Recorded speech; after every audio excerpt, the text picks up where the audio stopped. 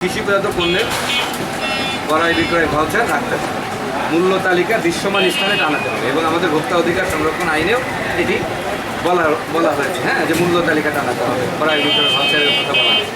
তা আপনি যে একটা পাকা ভাউচার দেখাচ্ছেন সেটা তো পাকা ভাউচার, এখানে বিক্রেতা স্বাক্ষর দেয় এবং এটাতে কোনো আপনি আনছেন জাস্ট একটা দাম লিখে দিয়েছে প্রকৃত এটা চিত্র, এটা আপনাকে সংশোধন করতে হবে পুরা, আর দাম কমিয়ে আনতে হবে।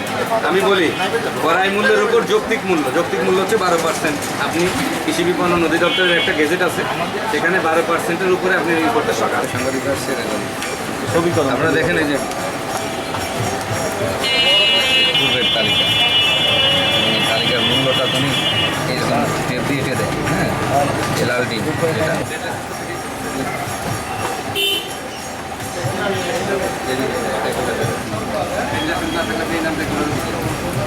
আপনি নির্ধারণ করতে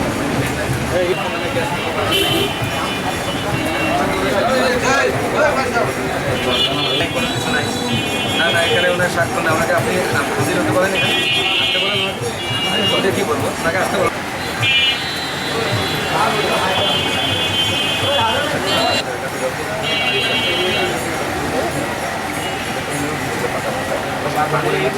করতে পারি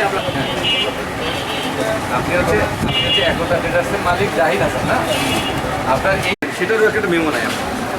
এই যে নানান অপরাধ এবং কৃষি বিপণন আইনে এগুলো সুস্পষ্টভাবে বলা আছে যে পণ্যের ওইটা আপনি দাঁড়িয়ে রাখবেন সুন্দর করে এবং এটা বই দেখাবেন, ঠিক আছে না? তাহলে আপনার মূল্য তালিকাটাও কিন্তু চমৎকার একটা মূল্য তালিকা হয়ে গেছে।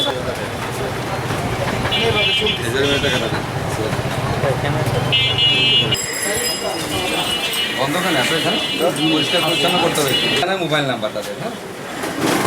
তো আপনার কিনা কত আপনার ডিম? আপনার নাম, আপনি এটা নিয়ে যাবেন। আপনাকে তো এর আগে বলেছি যে পাকা ভাউচার থাকতে হবে, আপনার নাম ঠিকানা থাকতে হবে। আসছে এর আগে আসে নাই? কালকে আসছে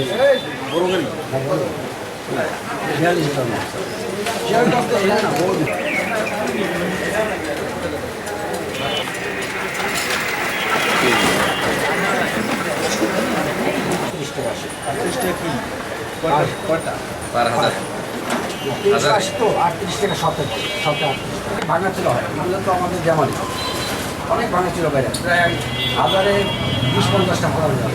আপনার এখানে একটু দাম কম আছে, কিন্তু অন্যরা থেকে 12 টাকা করে বিক্রি, তাহলে কীভাবে আপনি পাইকারি বিক্রি? তারপরে ভাউচারও আছে, অনেক কামার চলে, যার কারণে আমি সার দিয়ে দিই। সার দিয়েছেন কতটুকু সার দিয়েছেন? লাভ একেবারে খুচরা আর কি, পাইকারি আমাদের কবে করলো এটা? আজকে রেট দিয়েছে ঢাকা থেকে। আচ্ছা, আমার নাম্বার আছে, বলুন। 10 টাকা 90 পয়সা আলতে আরো 10 টাকা পরিমাণ কত? 10 টাকা 50 পয়সা। 1000 গেল, তারপর বলেন যোগ।